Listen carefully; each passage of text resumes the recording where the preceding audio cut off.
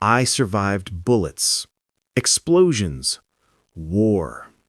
But nothing hurt more than what I saw inside my own home. You know, I spent years dreaming of that moment, opening the door, dropping my bag, holding her in my arms again. She was my reason to stay alive out there. But turns out, I was just fighting to return to my own betrayal. Every night on the battlefield, I'd whisper her name before sleeping. Wrote letters I never knew she stopped reading. My best friend, he used to tell me, "Don't worry, I'll look after her." He did, just not in the way I imagined. When I walked in, I heard laughter. Thought maybe she was on the phone, happy I was home early. Then I stepped inside our bedroom, and there they were, together.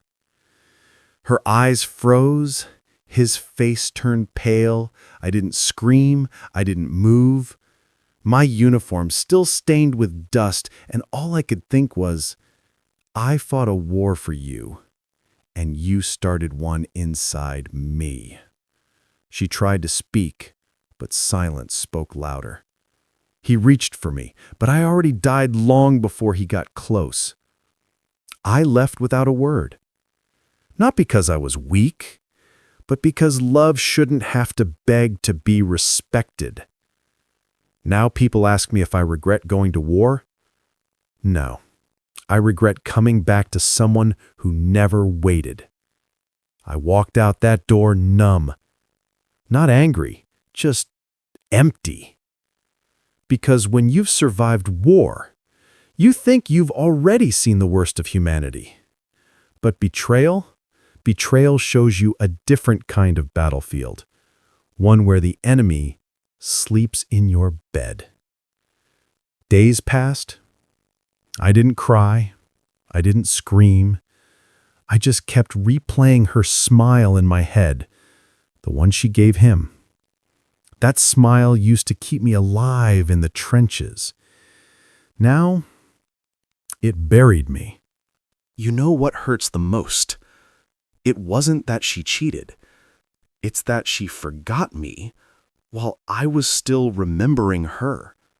One night, I received a message from him. Just 2 words. "I'm sorry." I stared at it and realized something. Sorry is for accidents. What they did was a decision. She called the next day, begged me to come back, said it was a mistake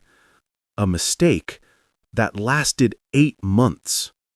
I stayed silent because sometimes silence is the only thing powerful enough to answer betrayal. I didn't come back to her. I came back to myself, started rebuilding my life, brick by painful brick. Joined therapy, focused on healing, because I refused to let their betrayal be the last chapter of my story. Now, whenever I look in the mirror, I don't see the broken soldier anymore. I see the man who walked away, not because he stopped loving her, but because he finally started loving himself. I thought walking away was the end of my story, but healing has a strange way of revealing new chapters. Months later, I saw them, together, in a restaurant I used to take her to.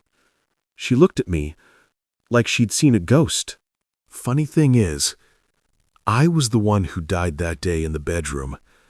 The man standing in front of her now, he was someone reborn. She approached me, eyes full of regret, said she couldn't sleep at night, that every time she closes her eyes, she sees me standing there, heartbroken.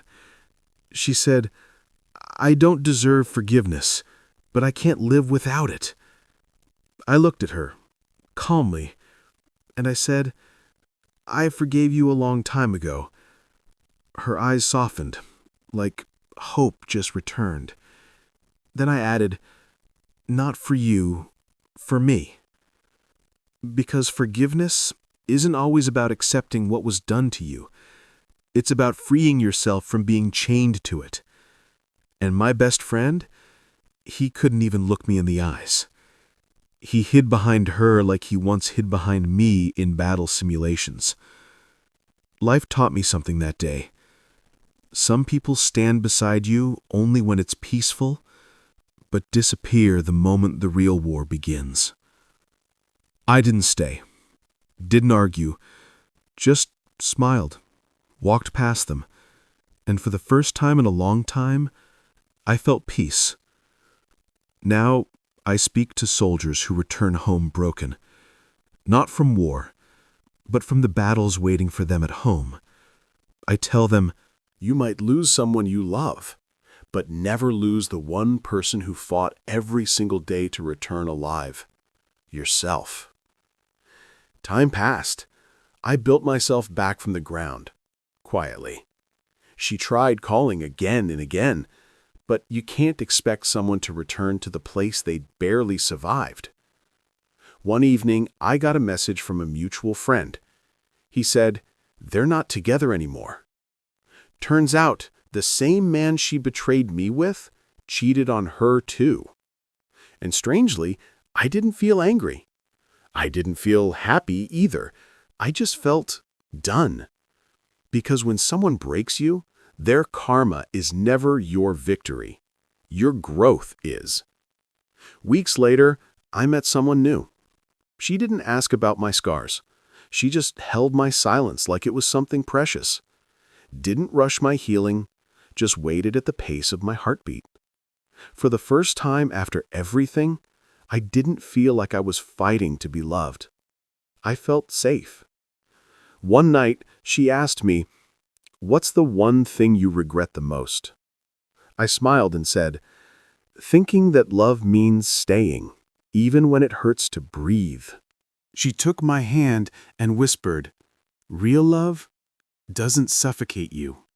It heals you." And in that moment, I understood. It wasn't war that broke me. It was loving someone who never truly held my heart like it was fragile. But today, I'm not defined by the pain I came back to. I'm defined by the strength I walked away with. Months later, she showed up at my doorstep. Eyes red, voice shaking. "I made a mistake. I want you back." For a moment, I felt the old weight of betrayal creeping back. The memories of that day, the silence in our bedroom, the way my heart shattered while my uniform was still dusty from war. But I didn't open the door. I didn't yell. I didn't beg. I just stood behind it, calm. And I said aloud, just to myself, "The man you broke isn't standing here anymore. He's gone. The one here, he chooses peace over pain." I walked away from her, from him, from everything that once felt like home, but was really a battlefield. I chose myself, my healing, my future. Because life is too short to linger in someone else's lies. And love, real love, doesn't chase the ones who already left your heart broken. Now, when I look in the mirror, I don't see the soldier who returned home to betrayal.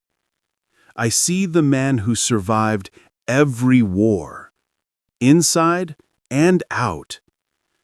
I see the man who finally knows some battles aren't meant to be won over someone else.